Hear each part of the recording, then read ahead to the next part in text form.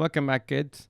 I hope you have fully understood what the internal sources of finance are and why a business would prefer it if they are available. Now we're going to shift our focus towards the other category of sources of finance, and we discussed this in the last video as well. They are your external sources of finance. Now, these are those sources which are available outside the business. So we're not talking about retained profit. We're not going to discuss about selling your assets or reducing your working capital. We're going to look outwards.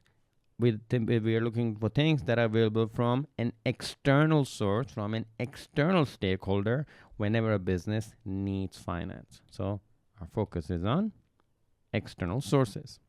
Now, there are numerous sources available, obviously, with more and more technology and newer ways of making money and providing money. There are a lot of avenues that have opened up for companies whenever they need finance. But before we can decide which one is the best source for us externally, we need to look at two factors that are absolutely crucial in determining the right external source available. Quick pause. If you're finding value in this explanation, there's so much more to discover. At Alt Academy, we break down every A-level concept with the same level of clarity. Now, let's continue. And those two sources are the amount of time you need the money for and the amount that you need. So in dollar terms and in time. These two are crucial aspects whenever you have to determine the right source of finance for yourself. So the way we divide this is, if you need the source of finance for a period of less than 1 year, and if that amount is for a relatively small amount, few thousands, the recommended source of finance will be categorized as short-term external source of finance. If you need it for a medium range time, meaning for a 2 to 4 year period, and it's still a medium-sized amount, so let's say a few 100,000, then the recommended source for you are the medium-term sources of finance. And if you need the finance for a longer period, for 5 years or more, and the amount is a large one, let's say a few million, then you would look for your long-term sources of finance.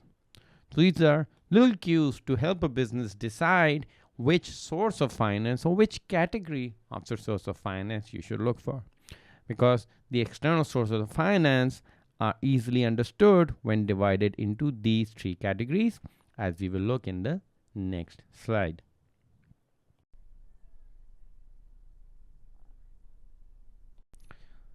So as I said, that the external sources of finance are easily understood when divided into three categories. The first of those are your short-term external sources of finance.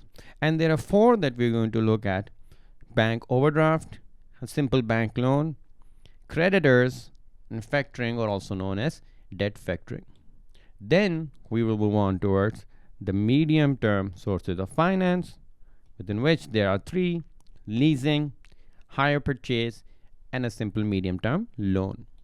And finally, we will touch upon the long-term sources of finance, which include shares issue. Of course, this is only applicable to public limited companies, debentures, a long-term bank loan, or government grants. So we're going to divide this into individual videos, which are going to follow right after this one, so you can understand individually what each of these sources mean for the business. Now that that's taken care of, head on over to altacademy.org to watch the rest of our A-levels business videos. Over 60,000 students have already taken the leap. What are you waiting for?